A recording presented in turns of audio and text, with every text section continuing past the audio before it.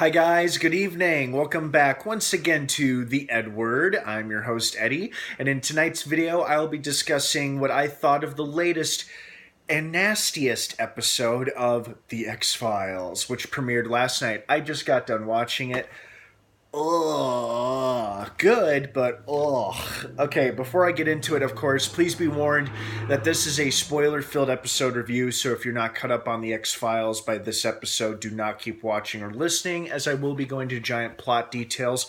Also, if you have seen this episode, keep in mind I will be referring to some of the more graphic, gorier moments of the episode, which some people might find unsettling, so forewarning, graphic descriptions and details are ahead that may be referenced throughout the video, so you have been warned.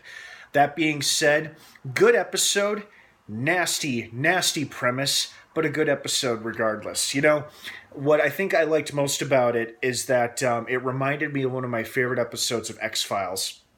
And it was from season 4. This was back in the day. It was called Our Town. And the premise of that is that Mulder and Scully go to investigate the disappearance of a man in this super small Arkansas town. And it's known for the headquarters of this big chicken. I don't know if it's like fried chicken or it's like a KFC ripoff, but it's like this big chicken distribution factory. And the whole premise of the episode is that missing people reports over the years correlate with the mass production of chicken that was being distributed and fed to the local populace and to the nation at large. But most of it was about how the locals were a big cannibal cult that were secretly eating people in this chicken processing factory. Great episode, really good episode, but kind of gross in its premise.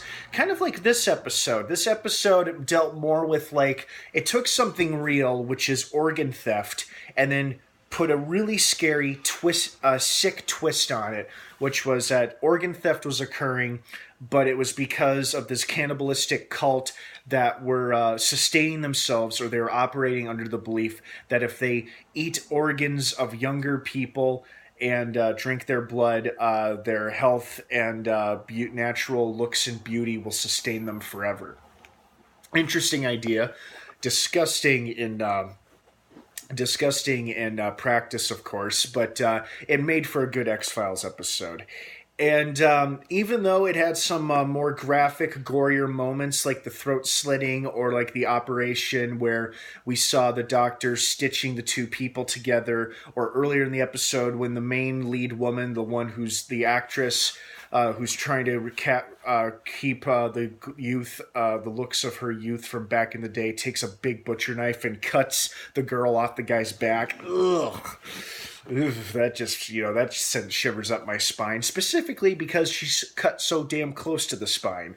This was a pretty graphic, nasty episode. In fact, I would say this is right up there in terms of gore and dark themes. And this is just my opinion, and people might fight me on this, but I'd say this is as dark and as gory as an episode as the classic fan favorite episode, Home, also from season 4, and I think those of you will recognize it as I start to describe it. That's where the agents are called out to the super small town of Home, Pennsylvania, to investigate this family of disfigured inbred family. And it's a great episode, such a good episode, but really gory and very dark in its story elements and the premise and whatnot and the things that it implies.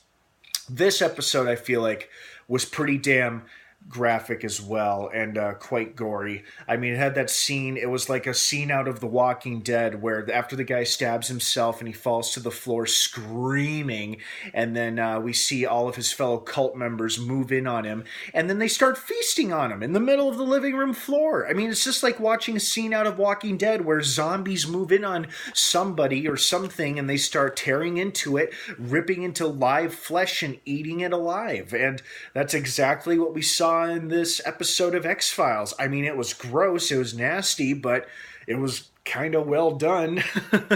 But damn, that was Scary stuff. Very scary stuff. And then the whole like putting human organs and blood into a blender and turning it on and then drinking it. Ugh.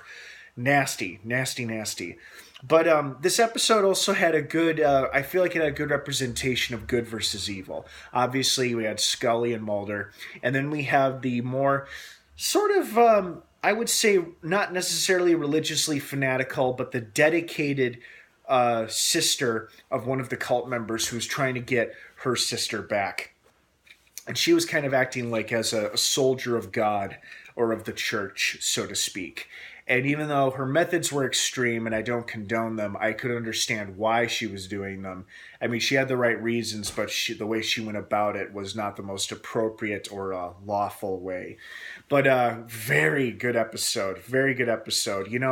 And then I really what also struck a chord with me was Mulder had a line, and I think this has been his philosophy throughout the entire series, where they're having a conversation in the church. Dana talks about why she believes in God, why she has faith, and then Mulder had this great personal philosophy as well, and I'm going to try to phrase it correctly, but he said something about, I think what we have is that we make decisions that we think are right and we hope for the best results or something like that.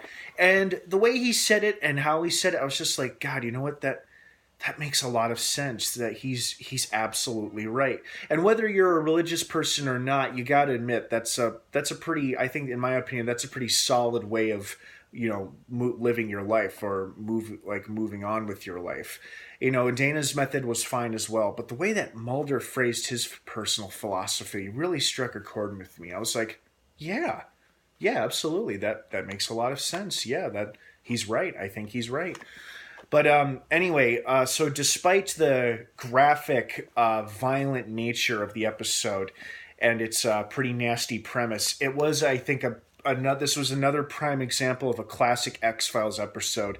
It's no Monster of the Week episode, but it's definitely human beings acting and behaving abnormally, strangely, and violently. And in this case, they weren't practicing in any kind of like a ritualistic cult behavior or anything. I mean, they were, but they were also just cannibalizing people and themselves. Again, nasty concept, but it's a great concept for a good X-Files episode, at least in my opinion. So another solid episode, X-Files. Well done, guys. Pretty graphic, pretty nasty, but I hate to say it, but I've seen worse. All right, guys, what did you think of this episode of X-Files? Did you like it? Did you love it? Did you hate it? Were you expecting more, expecting less? Please feel free to leave your comments and feedback down below in the comments section. I'd love to hear from everybody. As always, you've been doing a phenomenal job with leaving commentary lately. Thank you so much, and be sure to keep on doing it. And hit that subscribe button to stay up to date on everything here on the EdWord.